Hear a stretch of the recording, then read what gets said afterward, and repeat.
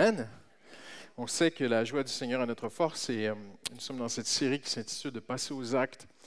Et j'aimerais vous parler, le titre de mon message est celui-ci, « Il y a plus de joie ». Tournez avec moi dans Proverbes, sans tarder, Proverbes chapitre 11. Proverbes chapitre 11.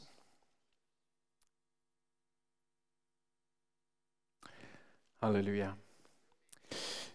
J'ai rencontré Jésus, je sais qu'il est vivant, car je l'ai rencontré, j'avais 14 ans, et je l'ai vraiment rencontré. Je suis coupable de connaître la vérité. Et lorsque j'ai rencontré Jésus, j'ai découvert une joie, un bonheur extraordinaire que rien ni personne ne pouvait me donner. Mes parents m'en avaient parlé, et mes parents m'avaient dit, c'est pas parce que tu as grandi dans une famille chrétienne que tu es chrétien. Tu as besoin de rencontrer Jésus. Et il est venu, il a entendu mon cri, et il s'est manifesté à moi. C'était le moment le plus beau de ma vie. Et j'étais convaincu que tout le bonheur était là, dans cette intimité avec Jésus. Et j'avais développé un peu cette conviction que c'était un peu la finalité. J'avais enfin découvert Jésus ou que Jésus m'avait trouvé, prenez-le comme vous voulez, mais que j'étais arrivé à cette finalité du bonheur. Mais vous savez avec moi aujourd'hui que non, ce n'est pas la fin, au contraire, c'est le commencement. Et j'ai commencé à fréquenter le groupe de jeunes. Nous étions dans une petite église et je me souviens, on se réunissait une douzaine de jeunes comme ça. On mettait les chaises en cercle devant la scène et les vendredis soirs. Et il y avait un frère de l'église qui faisait de son mieux. Il travaillait à côté et puis le vendredi, il nous partageait la Bible. Et c'était pas Jap, hein? C'était pas le week-end Jap. C'était un petit groupe de jeunes. On faisait de notre mieux. Ça se passait pas toujours. C'était pas super entraînant, je n'avais pas toujours vraiment envie d'y aller, mais ma mère me disait « tu vas au groupe de jeunes ». Donc j'allais au groupe de jeunes. Et puis un soir, le responsable du groupe de jeunes il nous parle de la joie d'inviter quelqu'un à l'église, le bonheur de partager sa foi et de ne pas garder sa foi pour soi-même. Et je l'écoutais, je me disais, j'ai commencé à réfléchir à l'impact, le prix et la portée de commencer à parler de Jésus dans les couloirs du lycée, à l'école, et j'ai commencé à réfléchir, je me suis dit, non, ce n'est pas une bonne idée de parler de Jésus à l'école. Ils vont me crucifier, ils vont me torturer, ils vont me persécuter. Ce n'est pas une bonne idée. Mais avant Jésus, je fréquentais les mauvaises personnes à l'école. Je fréquentais le mauvais groupe, je pourrais presque dire le pire groupe de l'école. Et quand j'ai rencontré Jésus, je les ai quittés. Je me suis retrouvé avec ce qu'on appelle peut-être en France les tronches. Ça se dit? J'espère que ce n'est pas péjoratif. Les têtes, hein, les intellectuels, ceux qui, plutôt que d'aller fumer du cannabis sur la pause, allaient jouer aux échecs. Tu vois, ils allaient jouer aux échecs. Alors, j'ai commencé à aller jouer aux échecs avec eux, même si je ne connaissais rien. Et puis, un jour, dans les couloirs de l'école, je rencontre un ancien de mon ancien, si je peux dire, bande ou gang, je ne sais pas. Et il s'appelait Nicolas. C'était un grand Chilien. Il s'appelait Nicolas Silva. Je me souviendrai de lui toute ma vie. Et il me met la honte comme ça devant tout le monde. Il dit, mais t'es où? Tu fais quoi? Tu n'es plus avec nous? Tu ne nous fréquentes plus? On m'a dit que tu es dans une secte. Et là, je fais, la douche froide. Non, non. Et on se met à parler ensemble. Mais non, je ne suis pas dans une secte. Bon, ben alors, vendredi, tu sors avec nous. Je dis, non, vendredi, je suis pris vendredi. Tous les vendredis soirs, je suis pris. Ma mère me dit que je suis pris le vendredi soir. Et il dit, tu vas où le vendredi soir? Je dis, je vais à l'église. Il dit, tu vas où? Je vais à l'église. Et il dit, je comprends rien, je vais à l'église. Et il crie comme ça dans l'école devant tout le monde, tu vas à l'église! La douche froide, la persécution va débuter. Et il me regarde comme ça, il dit, moi j'irais bien à ton église. Je dis, tout le monde, mais pas toi. Parce que je connaissais Nicolas. Il avait peur de rien, il se moquait de tout. Je dis, il va venir à l'église, il va bousiller le culte, il va ridiculiser les chrétiens, il va faire n'importe quoi, c'est pas possible. Et je n'ai pas pu lui dire non, parce qu'il avait déjà pris l'adresse. Il m'a dit, je te retrouve à ton église, je vais à ton groupe de jeunes, je vais aller voir c'est quoi cette boîte de nuit chrétienne. Et j'arrive vendredi soir, 19h, je serai là. Et croyez-moi, il était là. Mais comme jamais dans ma vie, j'ai passé la semaine à genoux, à prier Dieu de m'aider. Et Dieu a été au rendez-vous. Le culte a commencé et ce soir-là, c'est un peu différemment. Ce n'était pas en cercle. Il y avait un peu plus de jeunes que d'habitude. C'était comme en rang, comme ça. Mais juste 3 rangs de jeunes. Et il y avait un frère qui essayait de gratouiller la guitare et faire chanter, mais ça ne se passait pas bien. Il n'avait pas bien ajusté, accordé sa guitare, donc il ne chantait pas bien. Tout allait mal, vraiment, je vous dis, tout allait mal ce soir-là. Et je commençais à me prendre la tête et je me disais, non, c'est pas possible. C'est pas ce soir que Jésus sera glorifié dans le cœur de Nicolas. C'est pas possible et tout. Et à l'époque, les temps changent, mais à l'époque, on tapait des mains. Ça se dit, taper ou battre des mains, je ne sais pas comment dire en France. Hein? Et quand tu devenais chrétien, tu te faisais baptiser d'eau, et après, tu battais des mains. Il fallait vraiment taper des mains à l'église. Tout le monde battait des mains. Si tu ne tapais pas des mains, on te donnait un petit coup comme ça, puis tu te mettais à battre des mains. Tous les chrétiens battaient des mains. Les époques ont changé, les temps ont changé, hein, mais à l'époque, c'était vraiment comme ça. Donc, tous les jeunes battaient des mains. Et Nicolas s'est mis à battre des mains, mais comme vous avez bien compris, Nicolas n'était pas comme les autres, un peu, comme on dit, out of the box. Donc, il s'est mis à faire la fête et tout. Et j'ai commencé à me prendre la tête et me dire, non, c'est pas possible. Et il a vu des jeunes lever les mains vers Jésus, donc il a commencé à lever ses mains vers Jésus, à rigoler, il riait, il se moquait de tout. Et c'était vraiment très, très mal parti. Et est arrivé le temps du message de la parole de Dieu. Et là, vraiment, j'avais la boule au ventre, je ne vous raconte pas, je ne voulais pas qu'il réponde au pasteur, ou je voulais qu'il reste dans l'ordre. Je lui avais dit, quand le pasteur parle, tu ne fais plus rien. Tu ne bouges plus, tu ne respires plus, rien. Et il dit, OK, et tout. Et à la fin du message, le frère fait un appel. Il invite les jeunes à baisser la tête, fermer les yeux. Il voulait prier pour ceux qui souffrent. Et je vois Nicolas qui commence à bouger ses épaules comme ça. Et je dis, mais il fait semblant encore, tu vois. Il nous fait encore le clown. Et je lui mets un coup comme ça, je dis, mais arrête de te moquer. Et il se tourne le visage comme ça. Et les larmes coulaient sur son visage. Il m'a dit, Christian, je ne rigole plus là. Il dit, Dieu est ici. Il s'est mis à prier parce que sa langue natale était espagnole. Il s'est mis à prier en espagnol. Il m'a confessé des grandes souffrances qu'il vivait à la maison. Parce que parfois, les gens qui sont les plus extravagants cachent beaucoup de douleur à l'intérieur. Et parfois, ils sont stressés, on dit restless en anglais. Ils ne sont pas au repos à l'intérieur, donc ils sont toujours en mouvement. Et Nicolas était comme ça. Et ce soir-là, Nicolas a donné son cœur à Jésus. Et je vous dis ceci, autant la réunion était mal partie, mais qu'est-ce qu'elle s'est bien terminée. Autant que pour moi, dans le vrai sens du mot, la réunion était plate.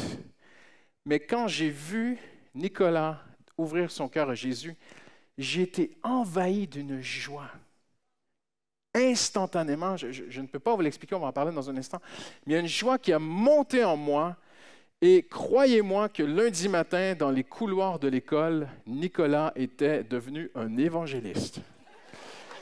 C'était impressionnant.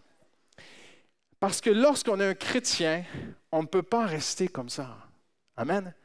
Quand on a trouvé le bonheur, on veut le partager. Même si on se fait moquer, même si on subit toutes sortes de préjugés, même si la société véhicule toutes sortes de choses sur les chrétiens qu'on voit à la télé, qu'on lit dans les journaux, on arrive à traverser toutes ces choses-là parce qu'on sait qu'on a trouvé le bonheur. Et on veut juste le partager autour de nous. Amen. Et vous savez qu'on est dans cette série sur les actes des apôtres, mais les actes des apôtres au complet sont en un seul verset et on va le lire ensemble. Proverbes chapitre 11. Je vais vous lire deux versions parce que vous allez voir comment, je mets une petite parenthèse, vous allez voir que c'est important d'étudier la Bible, de ne pas s'arrêter à une seule traduction de la Bible. La version second 21, qui est une excellente version quand même, dit ceci, « Le fruit que porte le juste est un arbre de vie et le sage gagne des âmes. » Les chrétiens matures connaissent ce verset, « Le sage gagne des âmes ». Mais si on le traduit, on peut le traduire vraiment différemment. Et la New King James Version a dit ceci, je le traduis en français, « Le fruit de la justice est un arbre de vie et celui qui gagne des âmes est sage. » Je l'explique. C'est très simple. C'est tous les actes des apôtres ici. Le fruit, c'est le résultat.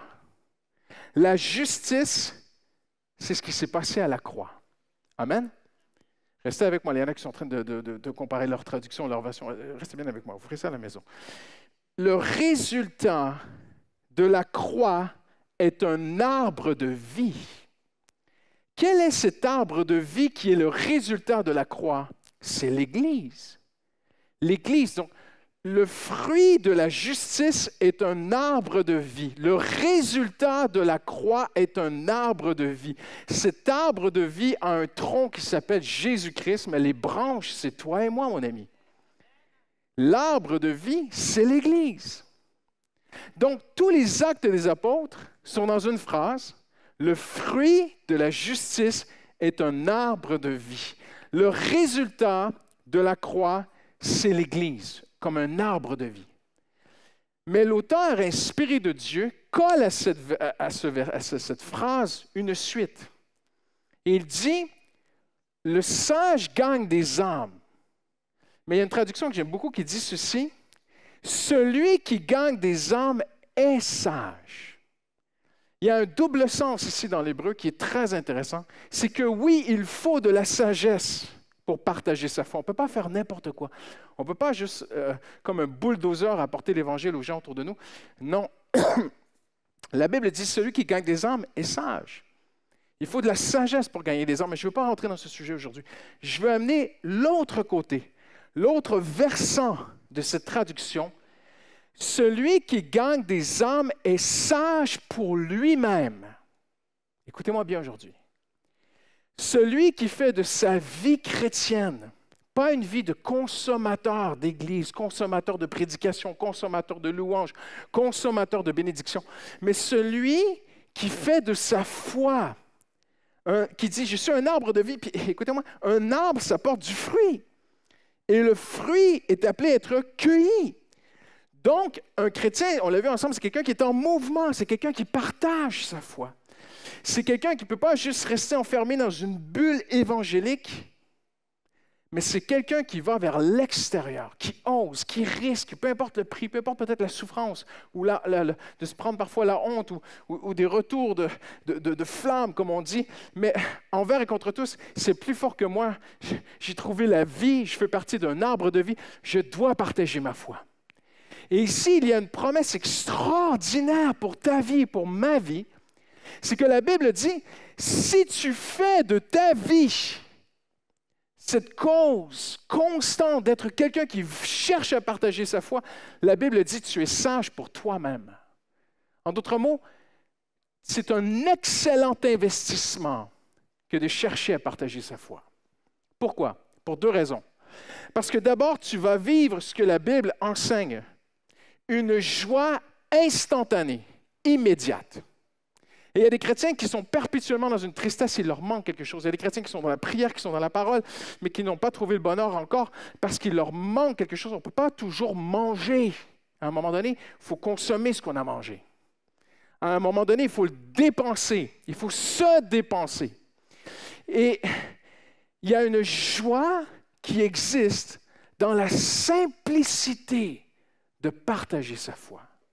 Et cette joie, elle est instantanée. Mais il y a aussi une deuxième bénédiction, qu'on va le voir vers la fin du message, c'est un investissement pour le futur.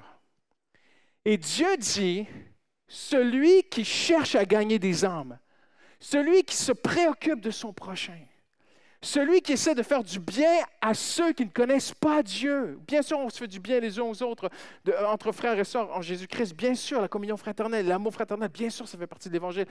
Mais je vais aller plus loin. Celui qui sort des quatre murs de l'Église et qui s'intéresse à ceux qui ne connaissent pas encore Jésus, la Bible dit, il est sage de faire cela. C'est un excellent investissement pour ta vie personnelle. Mais d'abord, c'est une joie instantanée. Quelques vérités ce matin. La joie parfaite, la vraie joie, elle est dans le don de soi. La vraie joie n'est pas dans ce qui court sur les rues de Paris. Regardez les affiches, regardez les publicités, regardez ce qu'on affiche partout. Ma liberté, ma vie, mes droits, j'ai le droit, c'est ma vie, je fais ce que je veux. Tout ce message que nous voyons aujourd'hui qui est extrêmement populaire et répandu, dont certains, on pourrait même dire peut-être un tout petit groupe de têtes militantes qui enseignent à toute une génération de jeunes aujourd'hui et qui perdent une génération de jeunes en leur disant « c'est ta vie, c'est tes choix, c'est ton droit, t'as le droit, pense à toi », les perdent. Parce que le bonheur n'est pas là. Le bonheur, c'est l'inverse. Jésus a dit « il n'y a pas de plus grand bonheur que de donner sa vie pour ceux qu'on aime ». C'est ça le vrai bonheur. Je dis ces paroles, Jésus a dit dans Jean 17, 13, je dis ces paroles afin qu'ils aient en eux ma joie une joie complète. Quelle était la joie de Jésus? La Bible dit qu'il a trouvé sa joie à être parmi les hommes. C'est écrit dans Isaïe. C'était une joie pour Jésus de marcher. Je vous dis, si Jésus avait été parisien, il aurait aimé prendre le métro. Vous n'aimez pas prendre le métro, vous aimez mieux prendre la voiture. Mais Jésus aurait aimé prendre le métro. Il aurait aimé marcher sur la rue de la Roquette dimanche matin avec les bouteilles cassées et les gens qui sortent des boîtes de nuit. Jésus aurait aimé ça. La Bible dit qu'il aimait être parmi les hommes. Il avait une joie complète. Et la Bible dit que le Fils de l'homme est venu pour donner sa vie. Donner sa vie pour ceux qu'il aime. Mais il aime tout le monde. Dieu a tant aimé le monde.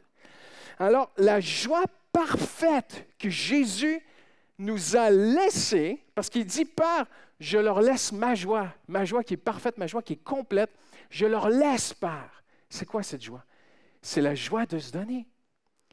Mon ami, le vrai bonheur que tu cherches, pourquoi? Là, on dit, mais pasteur, tu ne parles pas des chrétiens ce matin. Je parle à des chrétiens. Il y a des enfants de Dieu qui ne sont pas heureux. Le vrai bonheur, c'est de t'inquiéter de la personne qui est à côté de toi. C'est ça le vrai bonheur. Le vrai bonheur, c'est de penser, oui, d'apporter nos fardeaux, oui, d'apporter nos besoins à Dieu, mais à un moment donné, s'en libérer complètement et s'intéresser à mon prochain. C'est ce que Jésus a dit. C'est ce que Jésus a vécu. Et Jésus a démontré que la vraie joie parfaite est dans le don de soi.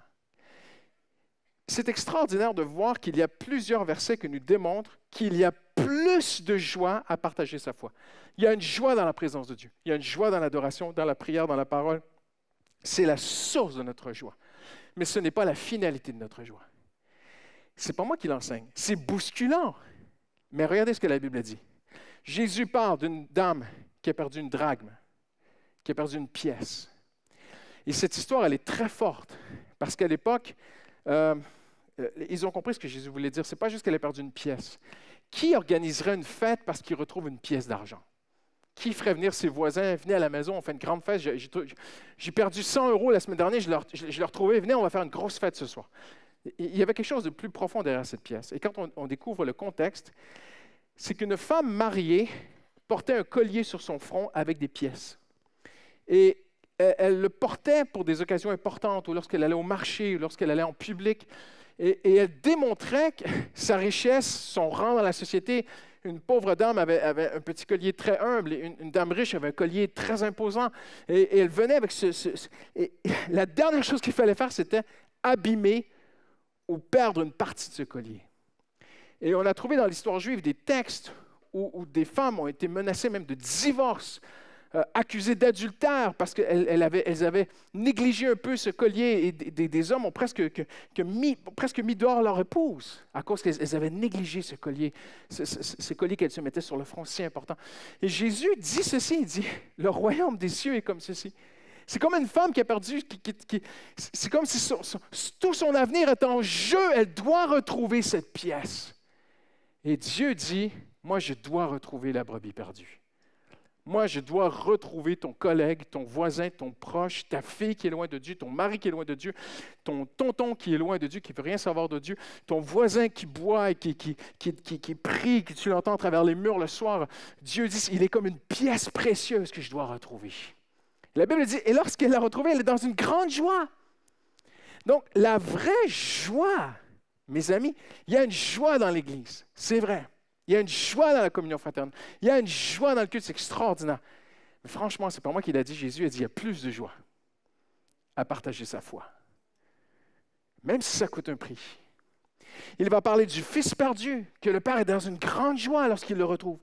Il va parler de la brebis retrouvée, et le berger dans une grande joie. Et Jésus dit dans Matthieu 18, elle lui cause plus de joie. Dites avec moi, plus de joie. Plus de joie. Mais Seigneur, il y en a des centaines à l'Église Paris Métropole. C'est pas assez pour toi? Non. Seigneur, on est tous là le dimanche et tu n'es pas avec nous. Oui, je suis avec vous. Oui, je vous aime. Oui, je me réjouis en vous. Mais lorsqu'il y en a un, lorsque les prochains baptêmes arrivent, il y a plus de joie. Lorsqu'on me dit que cet après-midi, vers 15h sur République, on organise un temps pour les nouveaux, Cette semaine, on m'a dit, Pasteur Christian, il y a 85 personnes d'inscrites pour des tout nouveaux à l'Église. Peut-être que certains ne sont pas encore à Christ. Je me languis de les rencontrer parce qu'il y a plus de joie. Et la Bible dit, elle lui cause plus de joie. Je vous le dis, il y aura plus de joie. Dites avec moi plus de joie. Il y aura plus de joie dans le ciel pour un seul pécheur qui se repent que pour 99 justes. Mais Seigneur, et moi?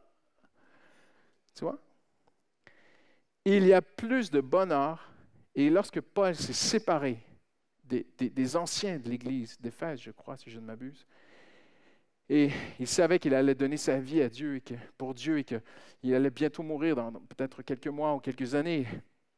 On allait attacher ses mains. Le prophète lui dit, on va t'attacher, on va t'amener à Rome. Et les anciens de l'Église viennent et lui disent, non, Paul, n'y va pas. Paul dira ceci, et il citera, il dira, il leur dit, vous savez, notre Seigneur Jésus a dit, il y a plus de bonheur à donner. C'est ce que Jésus leur a dit. Il y a plus de bonheur à donner. C'est impressionnant parce que Paul cite des paroles de Jésus qui ne sont pas dans les évangiles. Seuls les évangiles citent Jésus.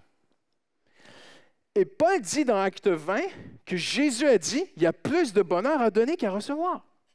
Et c'est un verset que vous et moi, on connaît. Si vous êtes chrétien depuis de longue date, vous connaissez ce texte. Il y a plus de joie à donner qu'à recevoir. Mais vous ne pouvez pas le retrouver dans les évangiles. Mais pour Paul, Jésus l'a vraiment dit. Donc, ça vient d'où cette phrase? Ça vient des disciples qui ont été avec Christ. Ça n'a pas été écrit dans les évangiles. Mais les disciples qui étaient avec Christ ont retenu ces paroles de Christ. Il y a plus de joie à donner qu'à recevoir. Et ils ont transmis ces paroles à 2, à 10, à 20, à 50, 1000. Et c'est devenu, dans la tradition des premiers chrétiens, c'était devenu une phrase que tout le monde connaissait. Et quand Paul a dit aux chrétiens d'Éphèse, il leur a dit, il y a plus, vous savez, Jésus a dit, il y a plus de joie à donner qu'à recevoir. Ah, c'est vrai, le Seigneur l'a dit. Tout le monde le savait. Je ne sais pas, parce que moi, je ne suis pas issu de la France, puis c'est tellement cosmopolite ici, mais il y a une époque où lorsqu'on se saluait, on disait toujours que Dieu te bénisse. Ça se dit moi aujourd'hui. Mais chez les premiers chrétiens, c'était tellement connu que c'était presque comme que Dieu te bénisse. Ah oui, il y a plus de joie à donner qu'à recevoir. Tu fais quoi ce soir? Ah, j'invite mes voisins à souper, on va parler et tout. Ils ne sont pas encore à Jésus, mais on va passer du temps avec eux. Ah oui, c'est bien ce que tu fais. Ah, tu te souviens, Jésus a dit, ouais, il y a plus de joie à donner, il y a plus de joie à donner qu'à recevoir. Super, vas-y mon frère, allez. Et on ira faire un foot une autre fois. Et toi, tu fais quoi? Eh bien, moi, je vais sur la rue avec coup de pouce, et puis vendredi soir, on va donner des colis, et puis on va s'approcher des gens qui dorment sur la rue, on va juste leur donner un peu de bonheur, un peu d'amour, un peu d'espoir. Ah oui, c'est bien ce que tu fais. Donc, tu ne viens pas avec nous au resto? Non, je ne peux pas y aller, je dois vraiment aller avec coup de pouce parce que vraiment, je me suis engagé. Tu sais ce que Jésus a dit? Ah ouais, je sais ce que Jésus a plus de joie à donner qu'à recevoir. C'était comme ça les premiers chrétiens. C'est ce qu'ils se disaient les uns aux autres. Ça faisait partie, mais écoutez-moi bien, je le dis avec beaucoup d'amour, que Dieu m'aide. Mais j'ai parfois l'impression que c'est en train de se renverser. C'est comme si tu regardes ce qui se véhicule sur Internet, dans le monde évangélique, c'est comme si tout est en train de se renverser. C'est comme si maintenant il y a plus de joie à recevoir qu'à donner. Bénis-moi, bénis-moi, bénis-moi, bénis-moi, bénis-moi, bénis-moi. Et quand je serai assez béni, bénis-moi encore. Donc, on va se dire les vraies choses. C'est comme s'il y avait plus de joie à recevoir qu'à donner. Mais ce n'est pas l'Évangile, ça. Si tu veux vraiment être béni, donne. Si tu veux vraiment être béni, partage ta foi.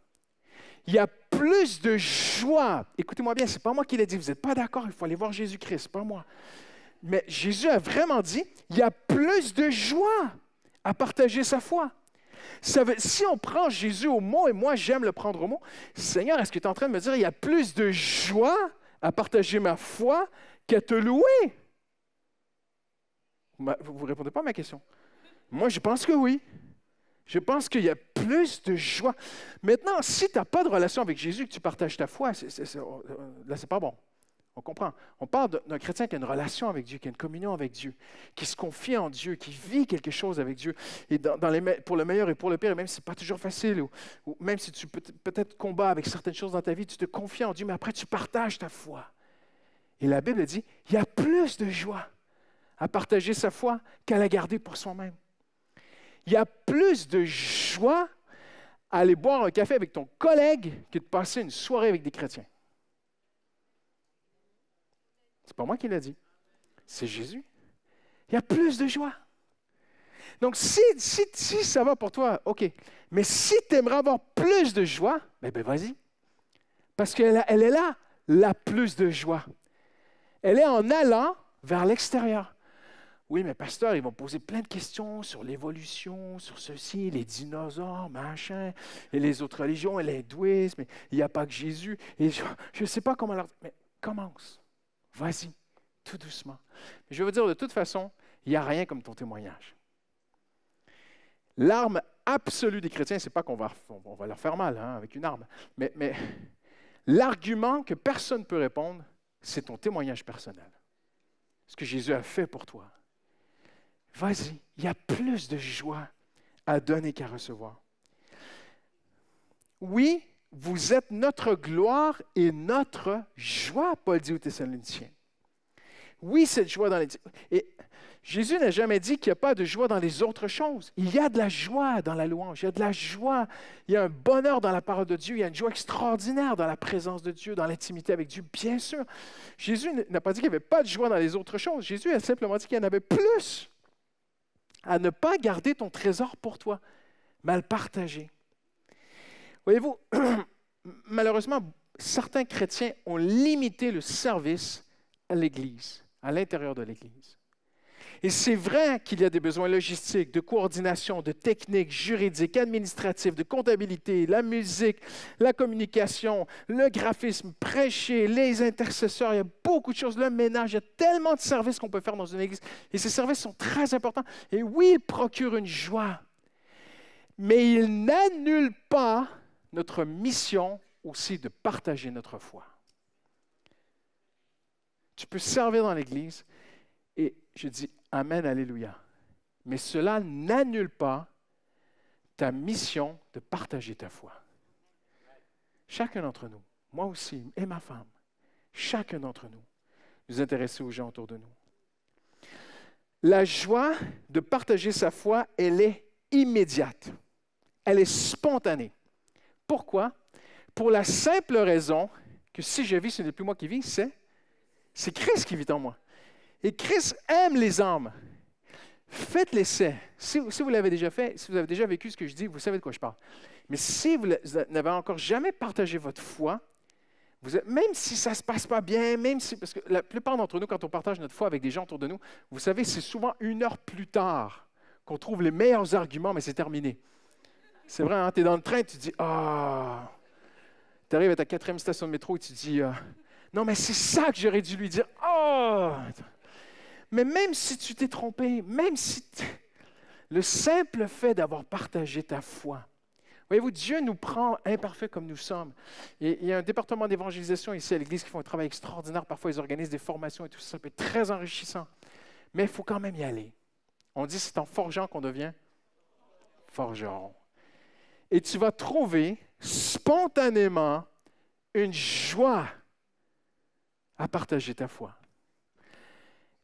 J'aimerais dire ça, tous ceux qui aspirent à devenir pasteurs, évangélistes, missionnaires, prophètes, docteurs et tous les ministères que l'Église peut offrir, vraiment, si vous ne pouvez pas partager votre foi à votre prochain qui est juste à côté de vous, n'espérez même pas aller plus loin.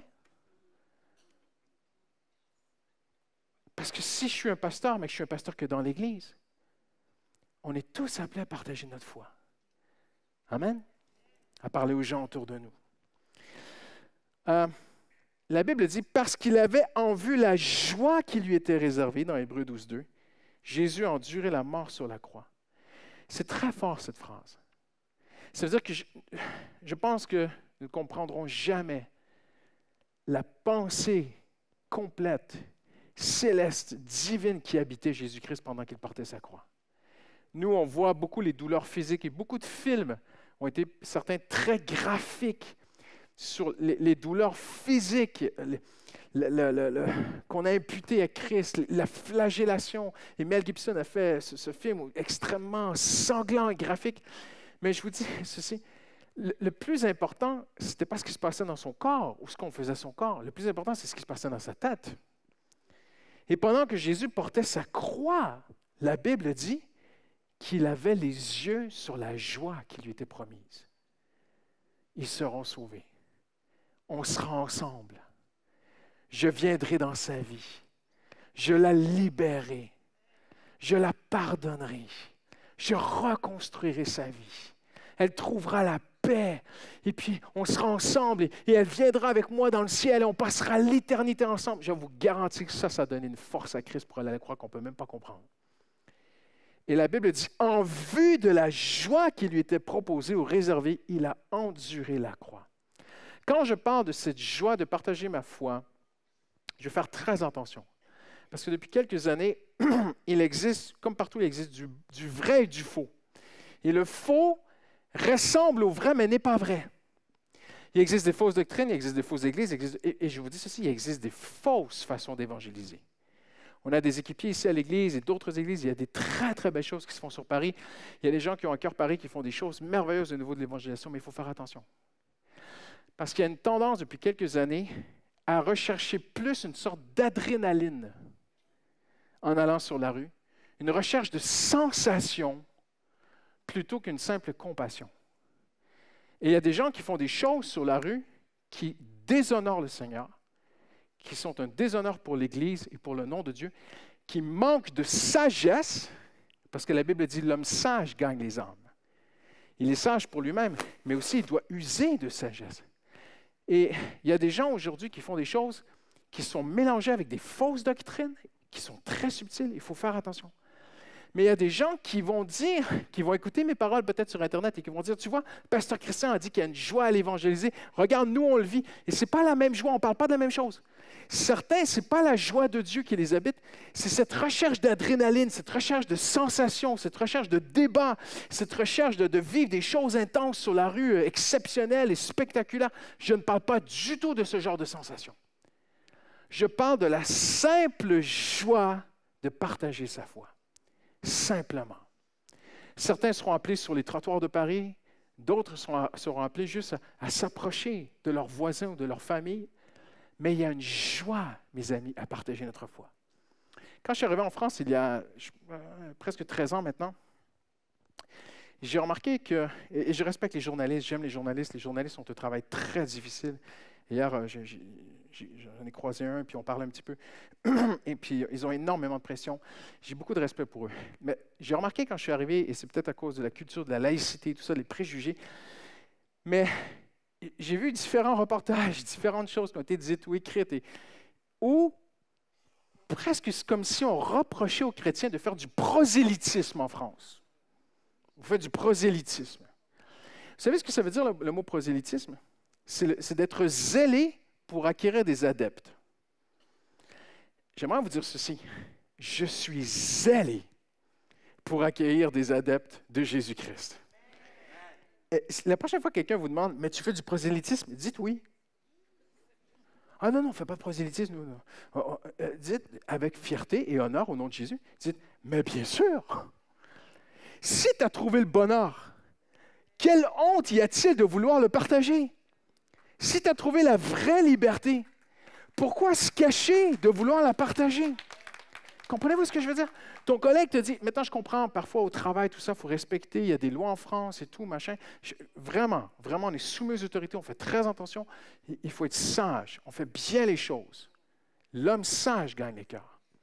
Mais si quelqu'un vient te voir et te dit, « Hey, je t'ai vu en train de boire un café sur la terrasse de la voisine, tu fais du prosélytisme, toi? » Ah oui, grave. Vraiment, je fais du prosélytisme. Tu sais pourquoi? J'ai vraiment trouvé le bonheur, c'est plus fort que moi, j'ai besoin de le partager. Amen.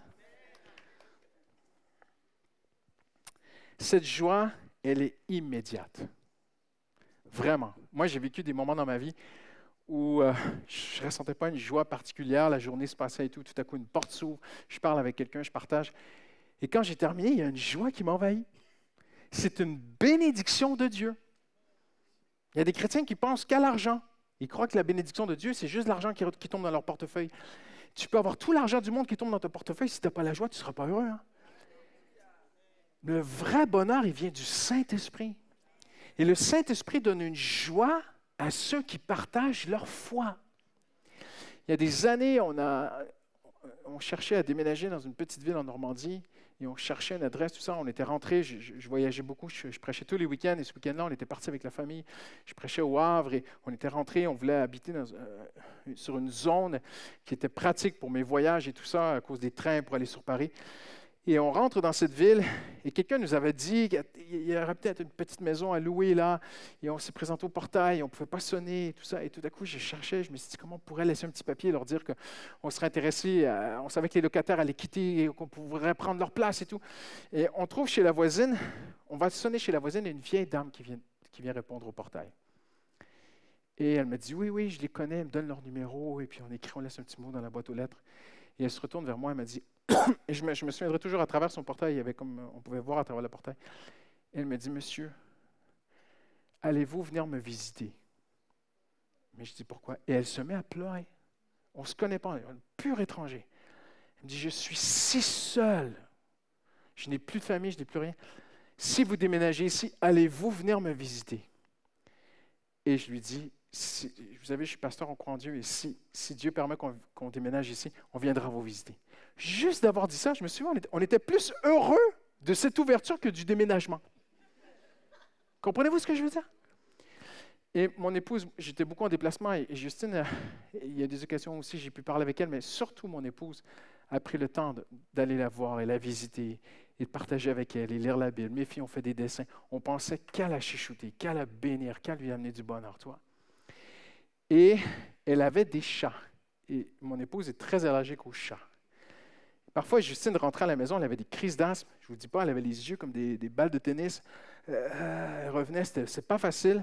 Je dis, chérie, il faut que tu arrêtes d'y aller. Non, je ne sais pas pourquoi je dois y retourner.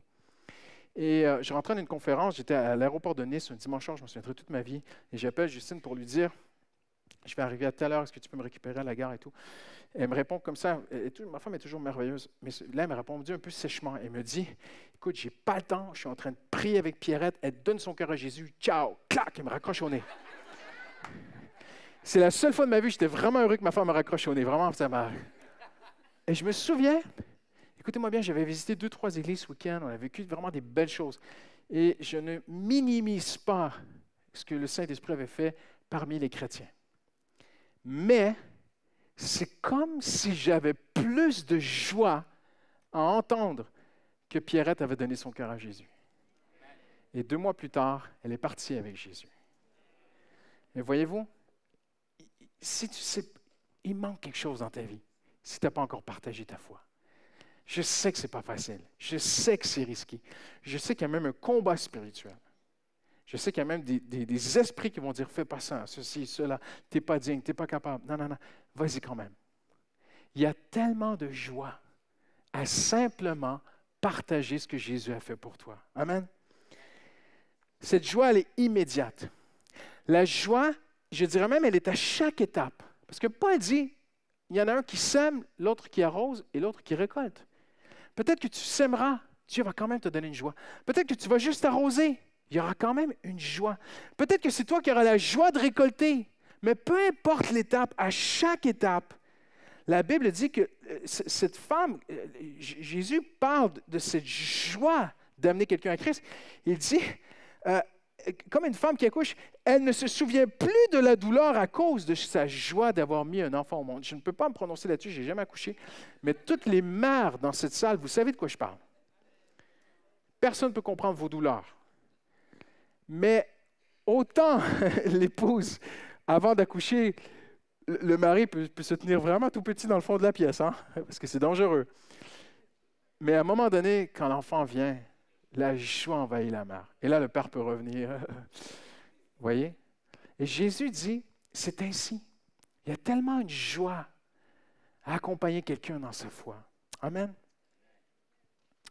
Je termine avec ceci. Il y a celui qui gagne des âmes est sage pour lui-même. Tu es sage pour toi-même. Je te garantis, c'est biblique. Tu trouveras une joie. Une joie. Bien sûr, quand tu es dans tes études, tu es dans tes études. Quand tu es au travail, tu te concentres sur ton travail.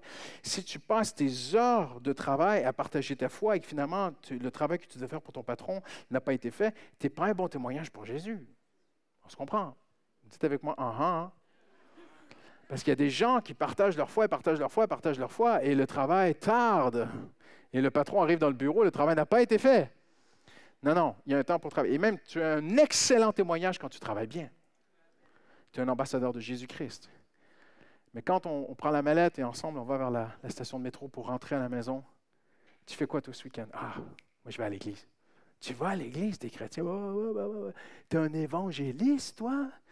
Non, évangélique, c'est pas pareil. C'est quoi évangélique, évangéliste? Évangéliste, c'est ceux qui sont agressifs, là, tu vois, qui veulent recruter des gens. Ah, ben tu sais, c'est moi. Ah, t'es agressif? Non, je ne suis pas agressif. Mais je partage ma foi. Si tu savais ce que Dieu a fait pour moi, ah, Dieu existe. Ouais, tu sais, on devrait aller boire un café un jour, je te partagerai ce que Dieu a fait pour moi. Depuis ça, je te dis, je crois en Dieu. Ah ouais, vraiment? Ouais, moi, je ne crois pas en Dieu, parce que si Dieu existe, pourquoi il y a des guerres dans le monde et tout? Ben, tu sais, j'aimerais bien boire un café avec toi pour en parler. Ça commence comme ça. Amen?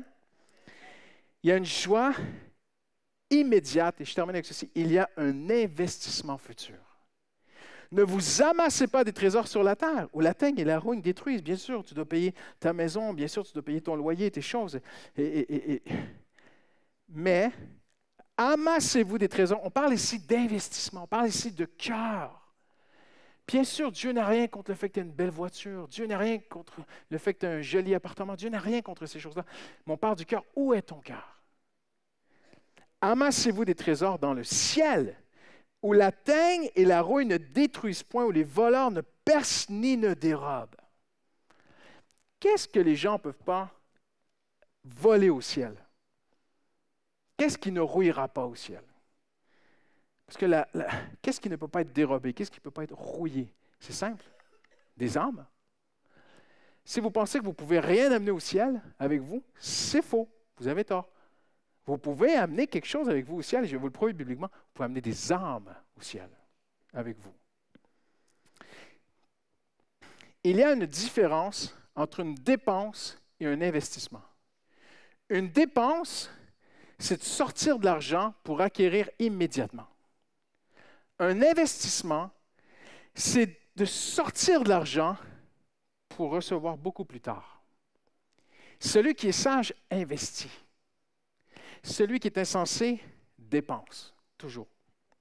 On dit que certaines personnes sont dépensières, elles dépensent beaucoup, et n'investissent pas ou presque rien. Celui qui est sage investit. J'aimerais vous dire ceci.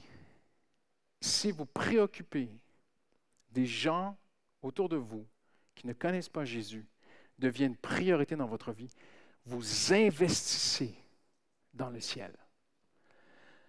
Dieu ne te demande pas de sauver quelqu'un, parce que seul Jésus peut faire ça.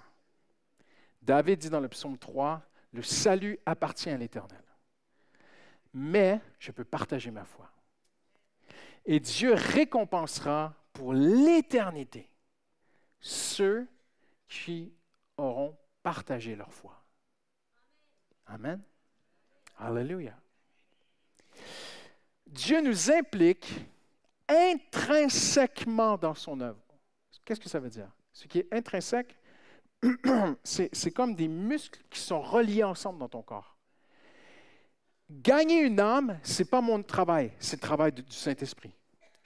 Personne ne peut gagner une âme, personne ne peut faire. On ne peut pas faire les choses en nous-mêmes, par nous-mêmes, seuls. C'est impossible. Mais Dieu a décidé dans son infiniscience, lui qui pourrait faire tout sans nous, a décidé de le faire à travers nous. C'est ce qu'il a décidé. Pourquoi Dieu n'a pas mis des anges aux quatre coins des rues de Paris? Je vais vous dire pourquoi il ne l'a pas fait. Parce que tu es là. Et Dieu a décidé que ça passerait par toi et moi. Donc Dieu nous implique intrinsèquement dans son œuvre. Nous sommes tissés avec l'œuvre de Dieu à un tel point que regardez ce que Paul dit. Paul va même aller jusqu'à s'approprier des âmes. Il dira aux Corinthiens, « C'est moi qui vous ai donné la vie en Jésus-Christ. » Ah là, Paul, c'est un peu de l'orgueil quand même. C'est Jésus qui sauve les âmes et c'est le Saint-Esprit qui le fait. Et là, bien sûr, on ne prend pas qu'un seul verset pour faire une théologie ou une doctrine. Mais Paul s'y voit impliqué. J'ai prié pour vous, les Corinthiens. J'ai jeûné pour vous. J'ai semé, j'ai prêché, j'ai fait des baptêmes d'eau, j'ai fait ceci, j'ai fait cela. J'aimerais vous dire ceci. Moi, je vous ai enfanté. N'êtes-vous pas mon œuvre dans le Seigneur? Vous êtes le sceau de mon apostolat dans le Seigneur. C'est vous qui êtes notre lettre, écrite dans nos cœurs, connue et lue de tous les hommes. Paul disait, vous êtes mon Église, mes enfants dans le Seigneur, je vous ai mis au monde, je suis impliqué là-dedans. C'est fort, hein? C'est extrêmement fort. Je vais aller encore plus loin. Paul dira ceci, je vous ai fiancés à un seul époux pour vous présenter à Christ. Qu'est-ce que ça veut dire? Ça veut dire que je ne peux rien amener de matériel avec moi au ciel, mais je peux amener des âmes. Si je crois Paul, ça veut dire que peut-être qu'au ciel, Dieu prendra Joël, puis lui dira, devant les anges et tout le monde, il dira, Joël, merci. Ce soir-là, quand tu as invité ton voisin à souper, parce que tout a commencé quand ta femme a aidé sa voisine qui sortait des courses, qui peinait à les monter, et finalement, ça a créé un contact, vous avez appris à vous connaître, et puis finalement, tu les invitais, et tu as partagé ta foi, et ça a travaillé, ça a mis 3 ans, et puis finalement, elle a déménagé je ne sais pas moi, au Texas, et puis au Texas, elle a rencontré un autre chrétien, et ce chrétien a prié avec elle, a accepté Jésus. Moi, l'Éternel des armées, je me souviens de ce que tu as fait. Je vous dis ceci, investissez. Pensez à l'éternité. Ne vivez pas que pour ici-bas. Ne cherchez pas que la bénédiction évangélique pour ici-bas. Investissez pour l'éternité. Les âmes sont une réelle récompense céleste. J'invite les musiciens à s'approcher, j'ai terminé. Je ne parle pas de capitalisme chrétien. Un homme de Dieu disait il y a quelque temps que certaines églises ne cherchent qu'à mettre leurs chiffres en avant. On ne cherche pas ça ici à l'Église Paris Métropole. On ne veut pas faire du capital avec vous en disant qu'on est une grande église, qu'on grandit, on fait des baptêmes. On n'est pas du tout dans ce genre d'évangile. Mais on veut voir des âmes sauvées. Et de passer aux actes, eh bien, c'est que chaque enfant de Dieu se mette vraiment à partager sa foi. Pasteur Christian, si tu connaissais ma vie, si tu connaissais ce que je traverse, si tu connaissais... Je vais vous dire quelque chose. Parfois, les meilleurs évangélistes sont ceux qui souffrent le plus. Comprenez-vous ce que je veux dire? Si tu passes par le feu dans ta vie personnelle, si tu vis des moments difficiles, mais les gens te regardent, tes proches te regardent, et si tu leur dis, moi, je mets ma foi en Dieu, oui, mais ton mari t'a quitté, ça ne marche pas l'Évangile. Non, mais regarde, moi, je suis encore debout. Et au contraire, mon mari m'a peut-être quitté, mais envers et contre tout, je me suis confié en Dieu. J'ai trouvé une paix en lui. Oui, ça marche, ton Évangile, ouais, tu as perdu ton travail. Oui, mais je ne suis pas tombé dans une bouteille. Hein? Je me suis confié en Dieu. Tout le monde traverse des moments difficiles.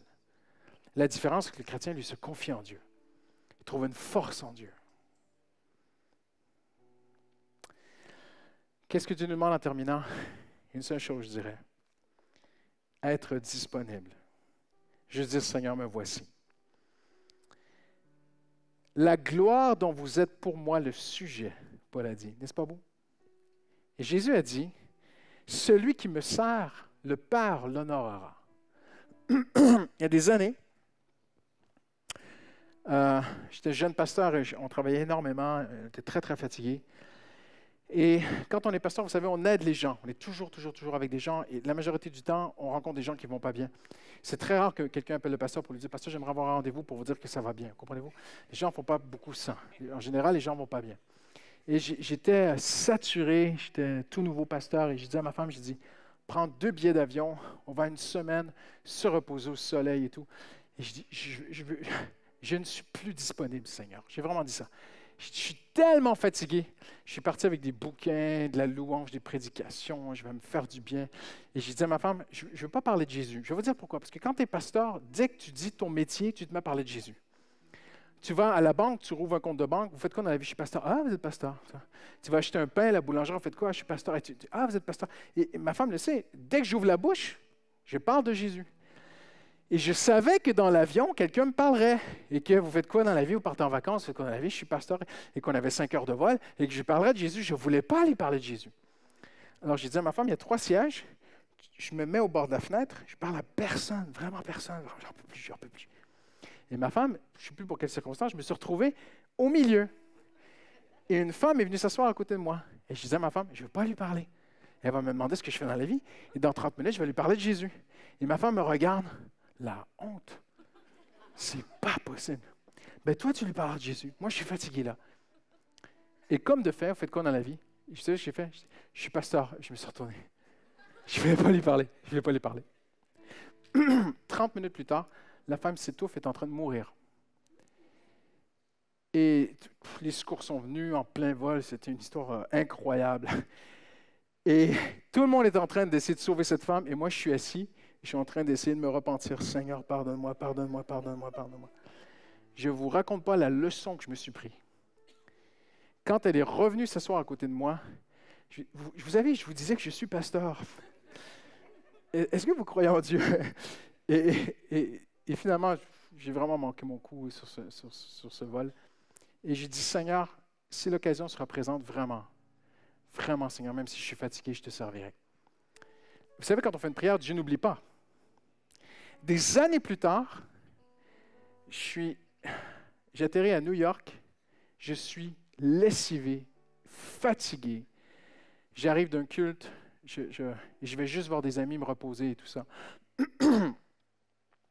Et j'embarque j'attrape un taxi comme ça, on part et tout. Et c'était le chef de la société de taxi qui formait le jeune chauffeur. Donc on prend la route pour aller sur Times Square et j'ai dit déposez-moi 51e et Broadway.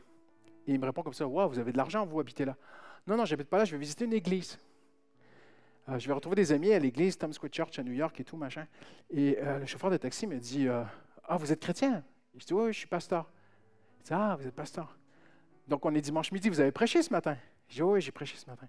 Il dit, vous avez prêché quoi?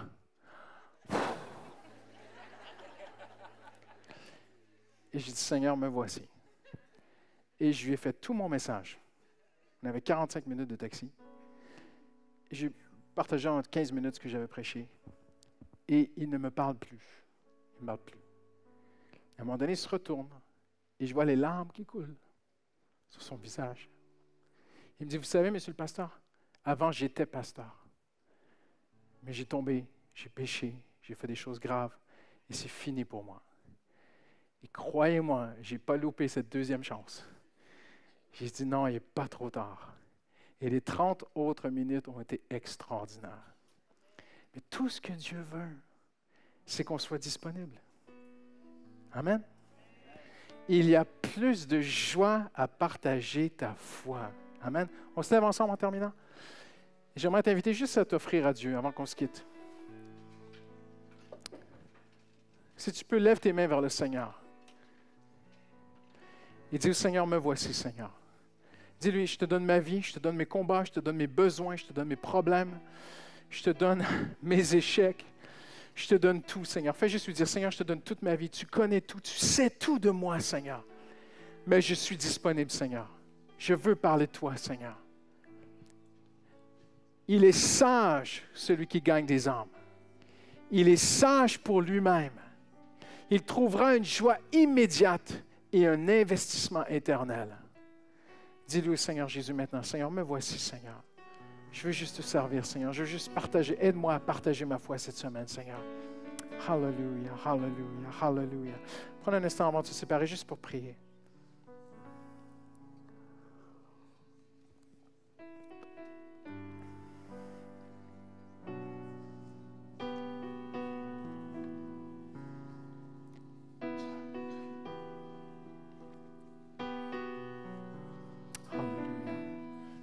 Hallelujah. Hallelujah. Seigneur, nous voici, Seigneur. Apprends-nous à quitter les 99 justes, Seigneur, et à nous intéresser à une personne cette semaine. Une personne, Seigneur, nous voulons passer aux actes, Seigneur.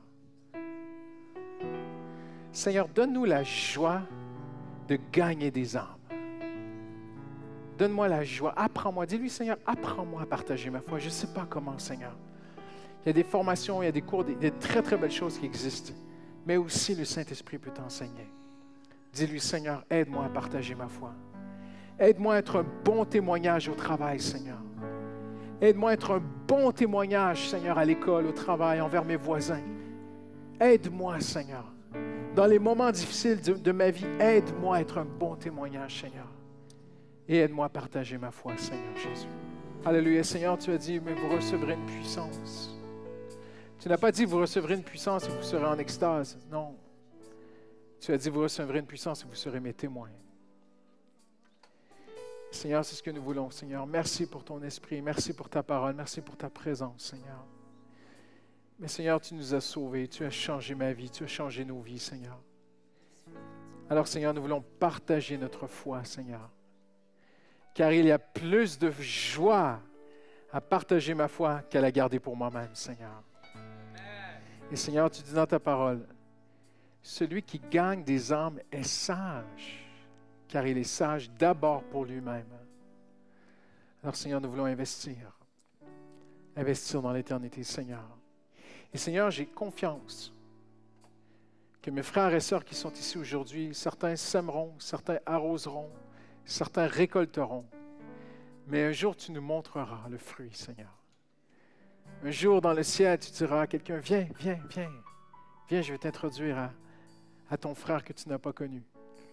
À ton frère ou ta sœur, quelqu'un un jour que tu as croisé, mais et regarde, aujourd'hui, il est ici avec nous dans le ciel. Seigneur, là, tout va passer. L'Église Paris-Métropole, tout va passer un jour. Il n'y a plus rien qui va rester. Mais les âmes vont rester, Seigneur. Alors, Seigneur, nous disons ce soir, ce matin, Seigneur, nous voici, Seigneur. Aide-nous. Et Seigneur, nous te disons, aide-nous, Seigneur. Sans toi, nous ne pouvons rien faire. Aide-nous à partager notre foi, car il y a plus de joie à partager sa foi. Et tous ceux qui l'aiment disent Amen. Amen. Hallelujah. Merci, Seigneur. Amen. Je te donne